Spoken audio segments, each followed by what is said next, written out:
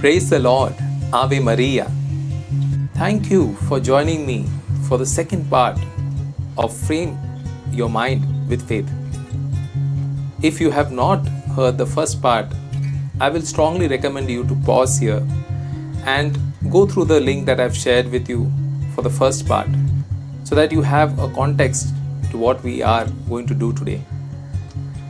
Today we are going to see how can we create a faith as a frame of mind. Like always, I have 3 simple how-to. So let's start invoking the Holy Spirit. The first how-to is reject the toxic faith and receive love. Most people in the ancient world grew with the idea that God is very, very angry. The pagans of the old believed in the divine to have a meaningful story for life, but it wasn't necessarily a good one. People in the ancient world may have been happy, but it was despite of their faith and not because of it. It's worth noting that some Christians still see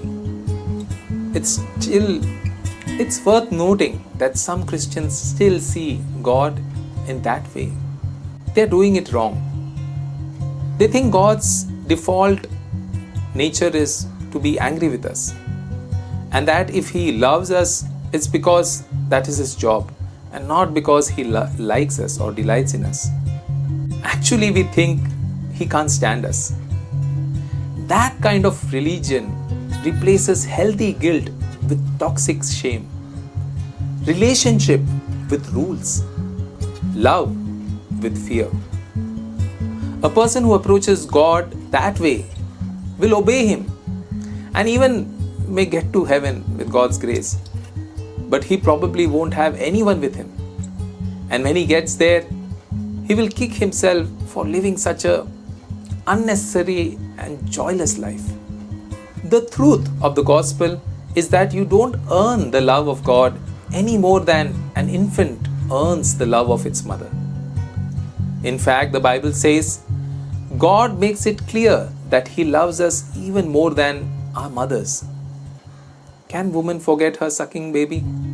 That she should have no compassion on the son of her womb?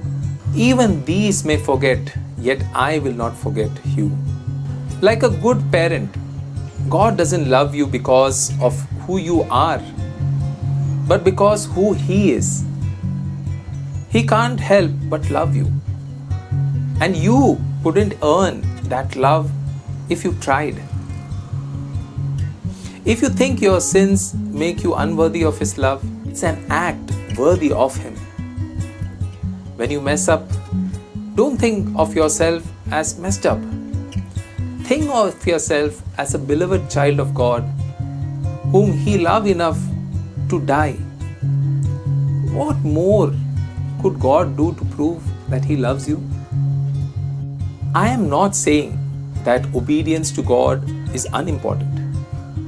I am saying that's not what makes Him love you. Jesus said, "If you love me, you will keep my commandments." John 14:15.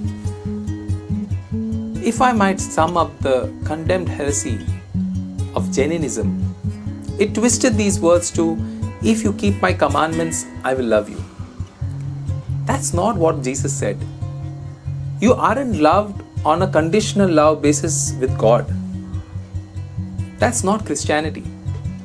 That's the spiritual slavery that Jesus set us free. You might be hearing and thinking that, "Bijo, you don't know how big my sin is. It is too big." And I would say, for what? The maker of the universe? Sorry for laughing at you. I just think that's funny. I met someone on a trip recently. She came up to me with a little baby in her arm and said, "This baby is because of the last event that you did last year. I had abortion in my early life. I felt I was damned." After hearing the message of the gospel, I realized that I am redeemed and that God loves me, that God's love tells me who I am. I am not my past mistakes. I am His daughter. She got right with God and made a good confession. And she and her husband decided to have a baby shortly thereafter. A toxic faith would have had her hiding from God the rest of her life. People blame the church for that kind of faith.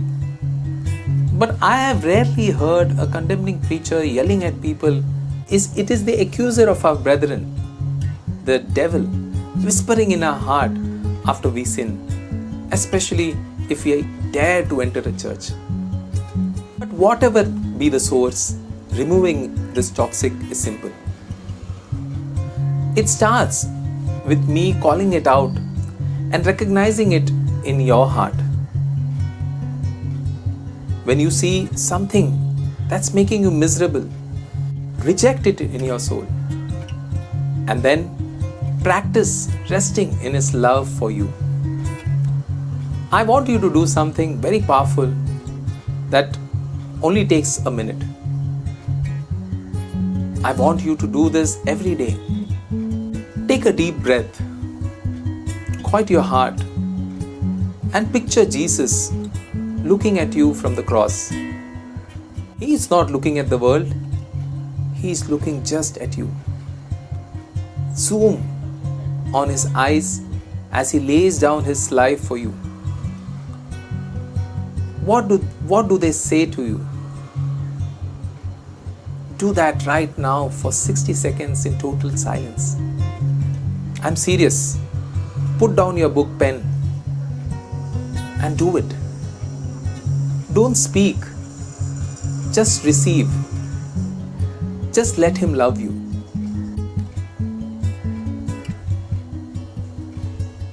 Before an infant learns his name, he learns his identity. Not by looking in a mirror, but looking at his mom and dad. This is the foundation of Christian life. Not what we do for Him, but receiving what He did for us. For He first loved us. 1 John 4:19. My second tip for you, make a decision for love. God declares that you are loved with the love that is Himself. A love mighty enough to create a space and time, and passionate enough to conquer death for you. If we can sum up the entire story of the Bible, of the human existence, it's this: your God is in love with you, madly in love with you. Have you ever received that love for you? You don't earn that love. You couldn't if you tried. Your stuff simply can't buy love. This is even more true with the love of God. But I don't want you to be a religious fanatic. Deep faith doesn't make you someone else. It makes you fully you. God isn't standing by to rob you and your personality. Go there with Him right now. After spending a minute thinking of God loving you, pray this prayer with me.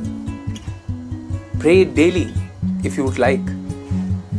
But let it mean something as you pray it now. A prayer to receive Jesus into your life in a new and deeper way. Lord Jesus, You are the love that I was born to find. You are here offering me your heart and asking me for mine in return. You have given me the freedom to say no. I use my freedom to say a yes. I surrender all I am to You. I renounce Satan, sin, the spirit of despair, and the lie that I am unlovable. I forgive others and I forgive myself. And I ask You to forgive me and to forgive those who have hurt me. You are the Lord of the universe. Be Lord of my heart. I say yes to you.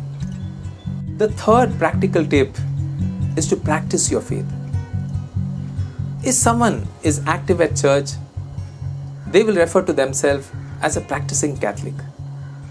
I like the word practicing because on one level it implies active, but another level it implies immature, messy, and often failing. And that's okay. The important thing is that we keep practicing, even when it's hard, because in the words of Saint Peter, Lord, to whom shall we go? John 6:68. Be a devout, practicing follower of Jesus Christ. Is that because I want to heap religious burden on everyone? No. It's because I share the desire of Jesus and of Saint John to see your joy to be complete.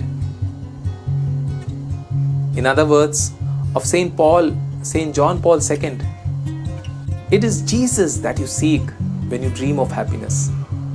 He is waiting for you when nothing else satisfies you. Joy is the fragrance of God. To have joy is to have God. He hasn't made himself difficult to find. You don't need to climb a mountain of Tibet. Christianity isn't complicated. The reason that Catholicism has long been the world's preeminent blue-collar faith. Our churches might look high class. Our leaders might be brilliant. But our pews have always been filled with average guys like you and me.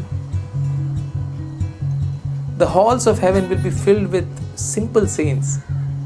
Don't make the mistake of confusing simple and down to earth with simplistic and inglorious. Christianity is simple and glorious all at the same time. Seek God in your daily prayer. Seek Him in the sacraments. Seek Him in His Word.